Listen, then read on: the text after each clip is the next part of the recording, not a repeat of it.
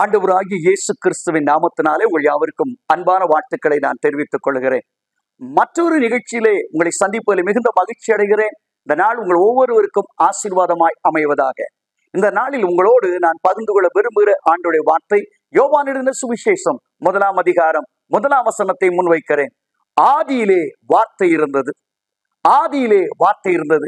ஒருவேளை தமிழ்ல நம்ம வாசிப்போம்னு சொன்னா வார்த்தை இருந்தது என்று இருக்கிறது. ஆனால் மூல பாஷையில் வியாக்கியானம் செய்யும் பொழுது ஆதியிலே வார்த்தையாக இருந்தார் என்று எழுதப்பட்டிருக்கிறது.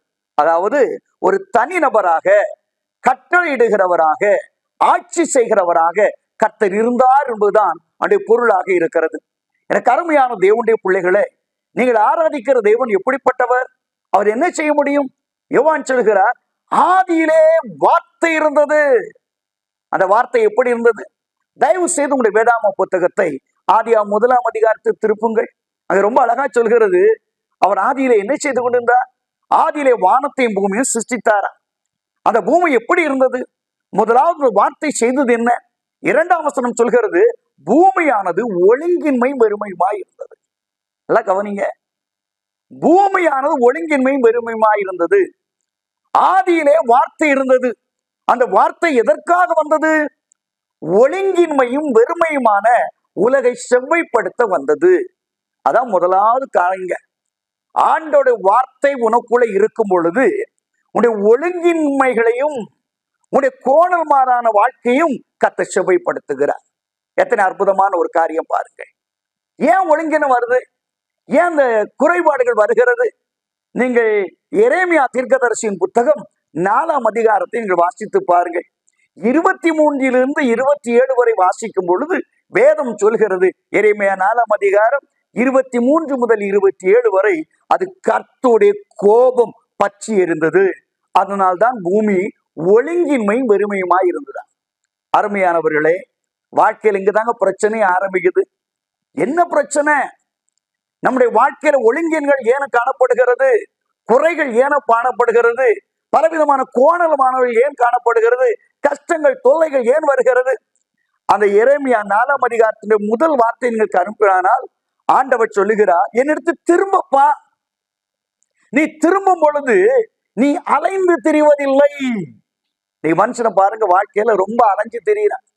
நிறைய காரியங்கள், நிறைய முயற்சிகள், எத்தனையோ காரியங்களை முயற்சி செய்கிறான். ஆனால் எல்லாவற்றிலும் தோல்வியும் வேதனையும் தான் பெறுகிறது.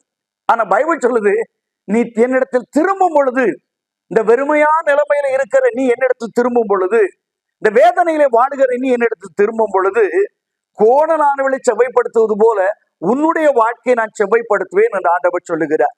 இல்லை என்றால் தேவனுடைய உக்கிர கோபம் உன்னை பற்றி எரியும் என்று எழுதப்பட்டிருக்கிறது. சங்கீதக்காரன் அழகாக சொல்லுகிறான். சங்கீதம் 2 அவன் குமாரானவர் கோபப்படுவதற்கு முன்பதாக அவரை அண்டிக் கொள்கிற யாவரும் பாக்கியவான்கள். இன்றைக்கு ஒழுங்கினமான ஒரு வாழ்க்கை மாற வேண்டுமானால் ஒரே ஒரு வழி உண்டு. நீங்கள் கர்த்தரிடத்துல திரும்ப வேண்டும். கர்த்தரிடத்துல திரும்ப வேண்டும். வாழ்க்கையில தொடர்ந்து அலைந்து திரிகிறீர்களா? இளையகுமாரனுடைய சரித்திரத்துல லூக்கா 15ஆம் அதிகாரம் சொல்கிறது, தகப்பன் வீட்டை விட்டு எப்போ அவன் கிளம்பினானோ அவன் அலைந்து திரிகிறவனாயிருந்தான். எங்க போனாலும் அவனுக்கு நிம்மதி இல்லை, சமாதானம் இல்லை, சந்தோஷம் இல்லை. கர்த்தர் உன்னை கனிவோடு அழைக்கிறார். என் மகனே, என் மகளே, என்னிடத்தில் திரும்பி வா. இன்னைக்கு ஆண்டோடைய சமூகத்திலே திரும்பி வருவோமா? கர்த்தருடைய சமூகத்திலே திரும்பி வருவோமா? நம்மை ஆராய்ந்து பார்ப்போம். இன்னைக்கு ஆண்டு அதுக்கு தாங்க ஒரு சான்ஸ் கொடுத்துருக்கிறாரு. எதுக்கா அந்த டிவி நிகழ்ச்சி? ஏன் நீ கஷ்டப்படணும்? இவ்வளவு வேதனைப்படுற, எவ்வளவு பிரயாசப்படுற, உன் வேர்வையெல்லாம் சொரியல, ரத்தம் சொரீரமாய் கஷ்டப்படுற, வீட்டுல பிரச்சனை ஓயல, கஷ்டங்கள் ஓயல, தொல்லைகள் ஓயல. ஆனா ஒரே ஒரு வார்த்தை, ஆதியிலே ஒரு வார்த்தை இருந்தது. அந்த வார்த்தையான ஆண்டவராய் இயேசு கிறிஸ்து உன் கோணலான வெளிச்சபைப்படுத்துவார். கோணலான வெளிச்சபைப்படுத்துவார். எது எப்படி இருந்தாலும் என் ஆண்டவராகிய கர்த்தரால உன் கோணல்களெல்லாம் செவைப்படுத்த முடியும், பள்ளங்களெல்லாம் நிரப்ப முடியும். நீ அவட்ட வந்தா ஆண்டு நிச்சயமா உன் வாழ்க்கையிலையும் ஒரு மறுமலர்ச்ச கொடுப்பார். அந்த இளையகுமாரன் ஒண்ணு முடிவு பண்ணா, இப்படி கடந்து கஷ்டப்படுற நம்ம தகப்பு வீட்டுக்கு போக கூடாதா? அவட்ட போனா வேலைக்காரங்களுக்குள்ள நல்ல உணவு இருக்குது, அவட்ட பணிவிடக்காரங்களுக்கும் நல்ல உணவு இருக்குது, திரும்புறாங்க. ஆனா வாழ்க்கை என்ன நடந்துச்சு? அப்பா வீட்டுல எப்பொழுதுமே சந்தோஷம் போல அவனை வரவேற்று சந்தோஷத்தோடு அழைத்து அவர் பலவிதமான பரிபாலனை செய்து அவனை ஆசீர்வதித்த பார்க்கிறோம். இன்னைக்கு உங்க வாழ்க்கையிலும் கூட கர்த்தர் ஒரு அற்புதத்தை செய்ய விரும்புகிறார், ஒரு மாறுதலை கொடுக்க விரும்புகிறார், ஒரு விடுதலையை கொடுக்க விரும்புகிறார். நீ செய்ய வேண்டிய காரியம் என்ன? உன் கோணலானவள் செவைப்படுத்த முதலாவது கர்த்தருடைய சமூகத்தை நீ அண்டிக் கொள்ள வேண்டும் என்று விரும்புகிறார். இரண்டாவது, கர்த்தருடைய வார்த்தை அங்கே என்ன செய்தது? கர்த்தருடைய வார்த்தையை நடந்த ஒரு காரியம் என்னவென்றால், அது எல்லாவற்றையும் உருவாக்குற வல்லமையுடையது. வாயிலிருந்து ஒவ்வொரு வார்த்தையாக அங்கே ஆண்டவர் சொல்லிக் கொண்டிருக்கிறார். வார்த்தையான வெளிச்சம் உண்டாக்கடவுன்னு சொல்கிறார். மலைகள் பர்வதங்கள் எல்லாம் உருவாக்கடவுன்னு சொல்கிறார். ஆறுகள் உருவாக்கடவுன்னு சொல்கிறார். எல்லா விதமான பறவைகள், ஊனுமனைகள் எல்லாவற்றையும் உருவாக்குகிறார். தேவனுக்கு ஒரு வல்லமை இருக்கிறது. அந்த எல்லாம் வல்லமை தெரியுமா? நம்மை உருவாக்கினவர், நம்மை உருவாக்கினவர். சங்கீதம் 95 வாசித்து பாருங்கள். வேதம் சொல்கிறது, அவர் பர்வதங்களையும் வனாந்தரங்களையும் வெட்டாந்தரங்களையும் உருவாக்கினாரா. சங்கீதம் சொல்கிறது, பூமியின் குடிகளே நீங்கள் எல்லோரும் கர்த்தரிடத்தில் வாருங்கள், மனமகிழ்ச்சியோடு அவருக்கு ஆராதனை செய்யுங்கள். நாம் அல்ல, அவரே நம்மை உருவாக்கினார். நாம் அல்ல, அவரே நம்மை உருவாக்கினார். எத்தனை அற்புதமான ஒரு வார்த்தை பாருங்கள். ஆண்டவர் நம்மை உருவாக்குற தேவனாக இருக்கிறார், நம்மை ஆசீர்வதிக்கிற தேவனாக இருக்கிறார், நமக்கு உதவி செய்கிற தேவனாக இருக்கிறார். அவர் நம்மை உருவாக்குகிறார். ஆண்டவராகிய கர்த்தர் அழகாக சொல்கிறார் அல்லவா? நாம் ஏசாயா தீர்க்கதரிசியின் புத்தகம் 54ஆம் அதிகாரத்தில் சொல்கிறது, உன் சிருஷ்டிகரே உன் நாயகர், உன் சிருஷ்டிகரே உன் நாயகர் என்று சொல்லப்பட்டிருக்கிறது. ஆண்டவராகிய கர்த்தர் உன் நாயகராய் இருக்க விரும்புகிறார். நீ கைவிடப்பட்டவளை போல, மனம் நொந்தவளை போல நீ இருக்கிறாயோ, எல்லாராலும் தள்ளப்பட்டவளை போல இருக்கிறாயோ, நீ இந்த நாளிலே திரும்ப வேண்டிய ஒரு இடம் உண்டு. உன்னை சிருஷ்டித்த தேவனிடத்திலே போ. அவருக்கு தான் நீ யார் என்பது தெரியும், எப்படிப்பட்ட நிலைமையில் இருக்கிறாய் என்பது தெரியும், என்ன சூழ்நிலை கஷ்டப்படுகிறாய் என்பது தெரியும். அவர்தான் உன்னை உருவாக்கினவர். நான் உன்னுடைய கையின் கிரியைகளாய் இருக்கிறோம். அவரால உன் வாழ்க்கையில மாற்றி அமைக்க முடியுமா? சூழ்நிலைகளை மாற்றி அமைக்க முடியும். உன் வாழ்க்கையின் பழக்க வழக்கங்களை மாற்றி அமைக்க முடியும். உன் குடும்பத்து உறவுகளை மாற்றி அமைக்க முடியும். அவர் உன்னை உருவாக்குற தேவன். உன் தாயின் கர்ப்பத்தில் உருவாக்கும் போதாகவே உன்னுடைய கருவை அவருடைய கண்டது என்று சங்கீதம் 139 சொல்கிறது. உன்னை உருவாக்கின கர்த்தர் அல்லவா? அவர்கிட்ட நீ போகும்போது அவர் உன்னுடைய எல்லா காரியங்களையும் சரி பண்ணுவார். ஒரு தடவை ஆஸ்திரேலியா தேசத்துல குறிப்பிட்ட நகரிலே ஒரு கார் ஒரு ஃபோர்ட் கார் போய்கொண்டு, விலையுயர்ந்த ஒரு ஃபோர்டு கார் போய்கொண்டு இருக்கிறது. திடீர்னு சொல்லி ஒரு இடத்துல அந்த ஃபோர்ட் கார் ரிப்பேர் ஆயிடுச்சு. ஸ்டார்ட் பண்ணி பார்க்கிறேன், என்னென்னமோ பண்ணி பார்க்கிறேன், ஒன்றும் மூவ் ஆகலை. அவனும் ஒரு மெக்கானிக்கல் இன்ஜினியர் தான். அவனை முயன்ற முயற்சிகளாம் பார்க்கிறான், ஸ்டார்ட் ஆகலை. ஸோ கொஞ்ச நேரம் கழிச்சு அவன் அப்படி யாராவது ஹெல்ப் பண்ண வரும்போது இதே போல ஒரு அருமையான விலையுயர்ந்த கார் ஒன்று வருகிறது. அதுல ஒரு நபர் இறங்குகிறார். இறங்கின உடனே அவர் கேட்டு, வாட் இஸ் த ப்ராப்ளம் கேட்கிறார். அவங்க சொல்ல, சார் இந்த கார்ல சரியா ஸ்டார்ட் ஆக மாட்டேன், மூவ் ஆக மாட்டேன்னு சொல்லி பேனட் திறக்க சொல்றாரு. அவங்க வேடிக்கையா பாக்குறாங்க. கோட்டை கழட்டி நம்முடைய அசிஸ்டண்ட்டை கொடுக்குறாரு. காரியங்களை ஒவ்வொன்றும் அப்படியே பார்த்துக்கிட்டு இருக்காரு. பார்த்துக்கிட்டு கொஞ்ச நேரத்துல சொல்றாரு, சரி பண்ணிக்கிட்டு நீ ஸ்டார்ட் பண்ண அப்படின்னாரு. அவன் ஸ்டார்ட் பண்ணும். அவன் சொன்னா, ஐயா இவ்வளவு நேரம் நாங்க முயற்சி பண்ணி பார்த்தோம், ஒன்றும் நடக்கல, ஆனா நீங்க தொட்டோன்னு எல்லாமே சரியாயிடுச்சு, என்ன காரணம் கேட்டான். அப்போ ஒரு பேனட்டை கீழே போட்டு அதை முன்னாடி ஃபோர்டுன்னு எழுதியிருந்து அந்த வார்த்தையை தட்டி அவர் சொன்னாராம், ஐ am mister Ford, I am mister Ford, I have design this car, I have manufacture this car, I know where is the problem is. எனக்கு எங்க பிரச்சனைன்னு தெரியும், ஏனென்றால் நான் தான் அதை உருவாக்கினேன். சங்கீதக்காரன் அழகாய் சொல்கிறான் அல்லவா, பூமியின் குடிகளே நீங்கள் எல்லோரும் கர்த்தரை கம்பீரமாய் பாடுங்கள், ஆந்த சத்தத்தோடு அவர் சன்னதி முன்பதாக வாருங்கள். எப்படி வர வேண்டும்? நாம் அல்ல, அவரே நம்மை உண்டாக்கினார். நாம் அல்ல, அவரே நம்மை உண்டாக்கினார். என் அன்பு சகோதரா, இன்னைக்கு வாழ்க்கையில முன்னேற்றம் இல்லைன்னு சொல்றியா? ஆண்டவர் அவன் உருவாக்க முடியும். அது ரொம்ப எக்ஸ்பர்ட்டான, ரொம்ப அனுபவ ரீதியான ஒரு மனுஷன் ஆண்டோட சொல்றான்ல. என்ன சொல்றான்னு தெரியுமா? அங்க பைபிள்ல வாசிக்கும் போது லூக்கா 5ஆம் அதிகாரத்துல, ஆண்டவரே நைட்டு உள்ள கடல்ல போயிட்டேன், கடலை பற்றி எனக்கு நல்லாவே தெரியும், ஒண்ணும் கிடைக்கல, நான் உட்கார்ந்து இருக்கிறேன், நீர் ஆழத்துல போய் வடையை சொல்றே. ஆண்டவர் சொல்ல, போப்பா என் வார்த்தையின்படி. ஆண்டவரே ஆகிலும் உம்முடைய வார்த்தையின்படி, வார்த்தையானவரே உம்முடைய வார்த்தையின்படி நான் போகிறேன் என்றார். வாழை கிரியத்தக்கதாக திரளான மீன்களை பிடித்தார். காரணம், அவர் நம்மை உண்டாக்குகிறவர், நாம் அல்ல, அவரே நம்மை சிருஷ்டித்தார். இன்னைக்கு அன்பு சகோதரா, எதை பற்றி மூட் அவுட் ஆயிட்டு இருக்கிற? எதை பற்றி நீ கவலைப்பட்டுக்கிட்டு இருக்கிற? நீ கர்த்தர்ட்ட வா. கர்த்தரால் உன் வாழ்க்கையை மாற்றி அமைக்க முடியும். உன் சூழ்நிலையை மாற்றி அமைக்க முடியும், உன்னுடைய காரியங்களை மாற்றி அமைக்க முடியும் என்றால் உன்னை உருவாக்கினவர் தானே. குயவன் கையிலே களிமண்ணை போல நீ இருக்கிற. உன் வாழ்க்கையிலே நல்ல பாதையிலே திருப்ப, நல்ல பாதையிலே மாற்றி அமைக்க அவரால் முடியும். அவரால் முடியும். வார்த்தையானவர் எப்படி இருக்கிறார்? முதலாவது நம்முடைய வாழ்க்கையில ஒழுங்கின்மையை, வெறுமையானவர்களை சரி செய்கிறவராயிருந்தார். இரண்டாவது உருவாக்குறவராயிருந்தார். மூன்றாவது பைபிள் அடிக்கடி ஒரு வார்த்தை வருதுங்க, நல்லதென்று கண்டார். நிறைவுபடுத்துகிறவர், நிறைவுபடுத்துகிறவர். சங்கீதம் 50:12 சொல்கிறது, பூமி அது நிறைவும் கர்த்தருடையது. அவர் குறைவாக வைக்கிறங்க இந்த உலகத்துல வரலங்க, குறைவா உண்டாக்கி விடுறதுக்கு வரலங்க. பைபிள் சொல்லுது யோவான் 10:10, நான் அவளுக்கு ஜீவன் உண்டாயிருக்கவும் அந்த ஜீவன் பரிபூர்ணப்படவும் வந்தேன் என்று ஆண்டவர் சொல்லுகிறார். எத்தனை அற்புதமான ஒரு வார்த்தை. உங்களை உண்டாக்கி தெருவில் விட்டுட்டு போயிடல இல்லையா, சரியாயிடுவான்னு சொல்லி விட்டுட்டு போறல. அதை பரிபூர்ணப்படுத்துகிறவர், உன் வாழ்க்கையை பூரணப்படுத்துகிறவர், உன் வாழ்க்கையை பூரணமாய் நடத்துகிறவர். அவர் குறைவாக்குறவர் இல்ல. இயேசுவை நம்பி வந்த யாரும் குறைவாய் போனது கிடையாது. அவளை நிறைவுபடுத்துவதுதான் என் ஆண்டவராகிய கர்த்தர். ஆகவே தான் பிலிப்பியர் ஆக்கிய அழகாய் சொல்கிறான். பிலிப்பியர் 4:19 கிறிஸ்து இயேசுவின் மகிமையிலே உங்கள் குறைவுகள் எல்லாம் நிறைவாக்கப்படும். கிறிஸ்து இயேசுவின் மகிமையிலே உங்கள் குறைவுகள் எல்லாம் நிறைவாக்கப்படும். ஆண்டவர் உங்கள் குறைவுகளை நிறைவாக்குகிறார். என்னென்ன குறை இருக்குது? எல்லா காரியம் நிறைவுபடுத்த ஆண்டவரால முடியும். நிறைவான ஒரு வாழ்க்கையை கொடுக்க விரும்புகிறார். ஏனென்றால் அவருடைய சமூகம் ஒரு நிறைவான சமூகம், அருமையானவருடைய. சங்கீதக்காரன் சங்கீதம் 14 ஆரம்பிக்கும் பொழுது சொல்கிறான், தேவனே என்னை காப்பாற்றும், நான் உம்மை நம்பி இருக்கிறேன் என்று சொல்லுகிறான், கதறுகிறான். லைஃப்ல ஒரு பிடிமானமே இல்லைங்க. நான் எங்க போவேன் ஆண்டவரே, என்ன செய்ய போறேன், என்னை காப்பாற்றும். கடைசியில சங்கீதம் 11 வாசித்து பாருங்க. அவன் சொல்றான், அவருடைய சமூகத்திலே பரிபூர்ண ஆனந்தமும் அவருடைய வலது வருஷத்திலே நித்திய பேர்மும் உண்டு. அதாங்க வாழ்க்கை. இயேசு கிட்ட வரும் பொழுது நம் வாழ்க்கையில் என்ன செய்யறாரு? ஒரு பூரண வல்லமை கூட அனுப்புகிறார். அதான் ஏசாயா தீர்க்கதரிசி சொல்கிறான், அவருடைய சமூகத்திலே பரிபூர்ண ஆனந்தமும் அவருடைய வலது வருஷத்திலே நித்திய பேர்மும் உண்டு.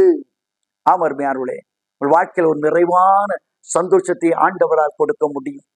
உன் உள்ளத்தை கர்த்தருடைய வார்த்தையினாலே நிரப்பவரால் முடியும்.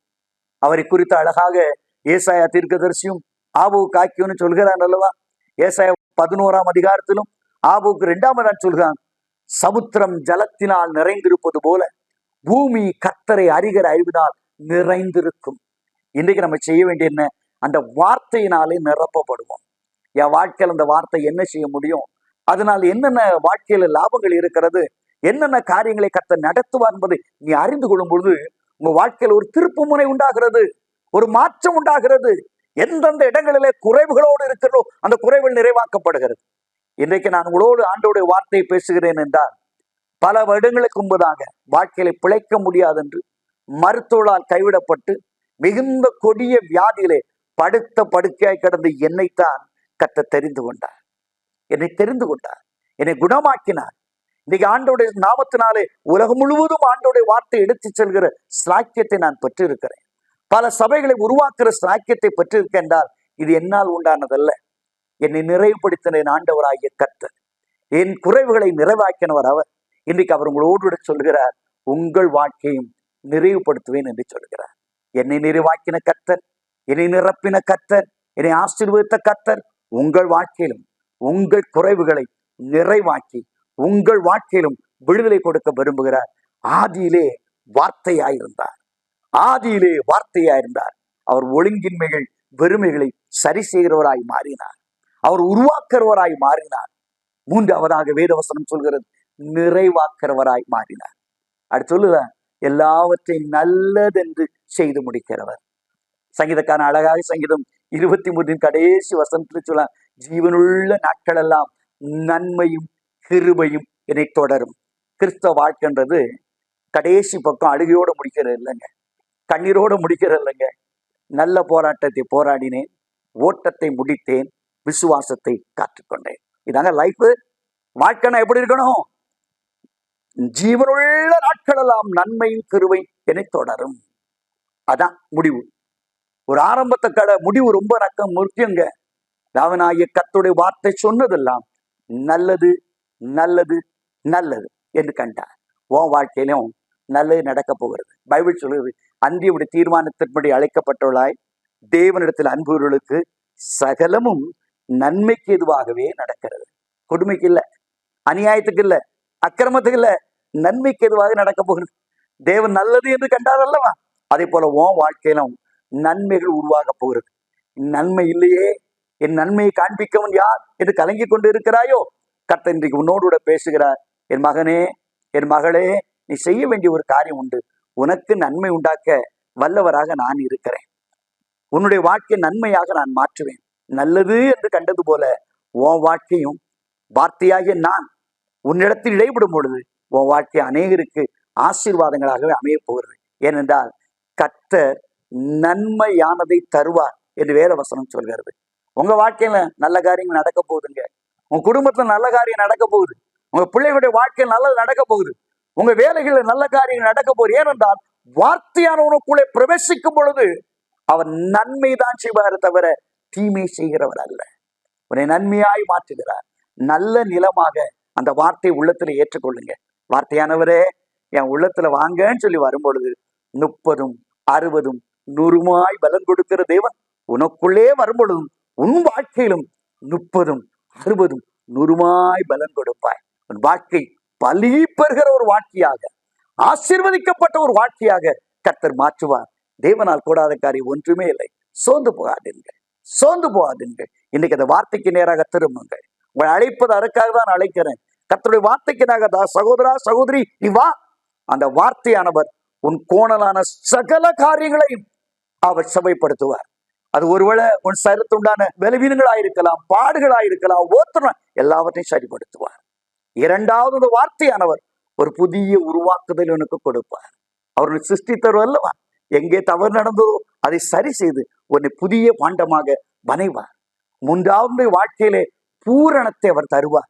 நான்காவதாக உன்னை நல்லவனாக, தலை சிறந்தவனாக ஆண்டவர் மாற்றுவார். அதற்காகத்தான் நிகழ்ச்சிங்க. உங்க வாழ்க்கை நல்லா ஒரு வாழ்க்கையை மாறணும். அதற்காகத்தான் தேவன் உங்கள் வீட்டை தேடி வந்திருக்கிறார். உங்கள் குடும்பம் நன்றாக அமைய வேண்டும். அதற்காக தான் கர்த்தர் உங்களை தேடி வந்திருக்கிறார். அழிக்க வந்த தெய்வம் அல்ல, நல்லது என்று கண்டவர். உண்மை உத்தமான ஊழியக்காரனே, நீ கொஞ்சத்தின் உண்மையாயிருந்தால் தேவனுடைய இளைப்பாறுதலை பிரவேசி என்று அழைத்த தேவன் நன்மைக்கு அழைக்கிறார். இயேசு இந்த உலகத்திலே சொன்ன வார்த்தை என்ன? வருத்தப்பட்டு பாரம் சுமப்பவர்களே, நீங்கள் எல்லோரும் என்னென்ன வாருங்கள், நான் உங்களுக்கு இளைப்பாறுதல் தருவேன் என்று தானே சொன்னார். அதே தேவன் உனக்கு செய்ய மாட்டாரா? அதே நன்மைகளை உனக்கு தர மாட்டாரா? அதே விடுதலை உனக்கு தர மாட்டாரா? இன்றைக்கு அந்த நம்பிக்கையோடு கர்த்தரிடத்திலே வா. கர்த்தாவே, இன்றைக்கு என் வாழ்க்கையில ஒரு நன்மையை காண்பீங்கப்பா, ஒரு நன்மையை செய்யுங்கப்பா. ஆண்டோடைய வார்த்தையானவரே, ஒரு நன்மைக்காக காத்திருக்கிறேன், நன்மையை செய்யுங்கன்னு சொல்லி ஆண்டோட்ட வாங்க. நிச்சயமா நான் சொல்றேன், இந்த நாளிலே ஒரு வெற்றியும் மன மகிழ்ச்சியும் உங்களை நிரப்பும். உங்கள் துக்கங்கள் சந்தோஷமாய் மாறும். கர்த்தருடைய வார்த்தையானவர் உங்களுக்குள்ளே பிரவேசித்து உங்கள் எல்லைகளிலே உலாவி உங்கள் வாழ்க்கை தேவையான அத்தனை காரியங்களை செய்வார். அதைத்தான் என் வாழ்க்கையிலே செய்தார், எங்கள் குடும்பங்களிலே செய்தார், பிள்ளைகளுடைய வாழ்க்கையிலே செய்தார். உங்கள் வாழ்க்கையை செய்ய மாட்டாரா? மன மகிழ்ச்சியா இருங்கள். ஏன் கவலையோடு இருக்கிறீர்கள்? இன்னைக்கு எதிர்பார்ப்போடு, கர்த்தாவே எனக்கு ஒரு வார்த்தை, என்னுடைய வாழ்க்கையில ஆண்டவரே அந்த வார்த்தையானவருக்கு இடம் கொடுக்கிறேன்னு சொல்லி முழு மனதோடு ஏற்றுக்கொள்ளும் பொழுது கர்த்தர் உங்களுக்குள்ளே வருவார். உங்கள் நிச்சயமான மகிழ்ச்சியினாலே நிரப்புவார். தாவீதுக்கு நிச்சயமான கிருபையிலே உங்களுக்கு தந்து உங்களை கனப்படுத்துவார், உங்களை மேன்மைப்படுத்துவார். இன்றைக்கு அப்படிப்பட்ட ஒரு நாளா இருக்க, அப்படிப்பட்ட ஒரு மனமகிழ்ச்சி நாளா இருக்க கர்த்தர் அருள் செய்வாராக. அந்த எதிர்பார்ப்போடு கர்த்தருடைய சமூகத்திலே காணப்படுவோம். இந்த நாள் ஒரு நல்ல நாளாய் மாறட்டும். தேவனுடைய வார்த்தையானவர் சகல கிருபைகளினாலும், சகல ஆசீர்வாதங்களினாலும், சகல நன்மைகளினாலும் உங்களை நிரப்புவார், நிரப்புவார், நிரப்புவார். அந்த வார்த்தைக்கு, அந்த கிருபையுள்ள வார்த்தைக்கு, அந்த மகிமையுள்ள வார்த்தைக்கு, மாறாத வார்த்தைக்கு இன்றைக்கு உங்களை அர்ப்பணிக்கிறேன். இன்றைக்கு என்னோடு சேர்ந்து நீங்களும் ஆண்டோடைய சமூகத்திலே ஜெபிக்க முற்படுவீர்களா? எந்த நிலைமையில் தான் சரி, உங்களை முதல்ல உணருங்க, நான் எந்த இடத்துல குறையா இருக்கிறேன் இல்லையா? மனுஷன் தானே, நம்ம எல்லாட்டும் குறை இருக்கும், ஏதாவது ஒரு குறை இருக்கும், கோணல் இருக்கும். அதை ஆண்டோட சொல்லுங்க, ஏசப்பா வார்த்தையானவரே இதை செவ்வப்படுத்துங்கன்னு சொல்லுங்க, அவர் செவ்வப்படுத்துவார். ஏசப்பா நான் இவ்வளவோ முயற்சி பண்ணி பார்க்கிறேன், ஒண்ணுமே முடியல, உருவாக்கினவரே என்னை உருவாக்குங்கன்னு சொல்லுங்க. அவர் உங்களை உருவாக்குவார். எனக்கு பூரண திருப்தியே இல்லையே வாழ்க்கையில. என் கணவனால எனக்கு சந்தோஷம் இல்லை, என் மனைவினால எனக்கு சந்தோஷம் இல்லை, என் பிள்ளைகளால எனக்கு சந்தோஷம் இல்லை. ஆண்டவர் உங்க குறைவுகளை நிறைவாக்குவார். அது மாத்திரமல்ல, எல்லாரும் என்ன மோசமானவன், கெட்டவன், இவன் கைட்டு செய்யற ஒன்னும் உருப்படான்னு சொல்றாங்க.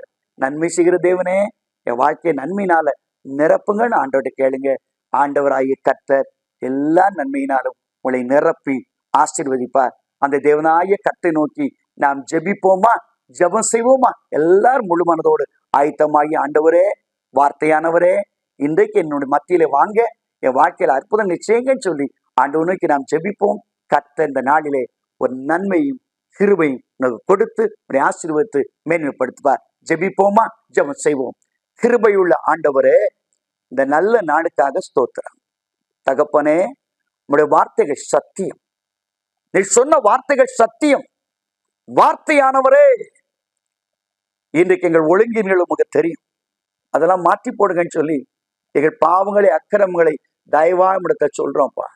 சரிப்படுத்துங்கப்பா, சரிப்படுத்துங்க ஆண்டவரே. உமால சரிப்படுத்த முடியல ராஜா.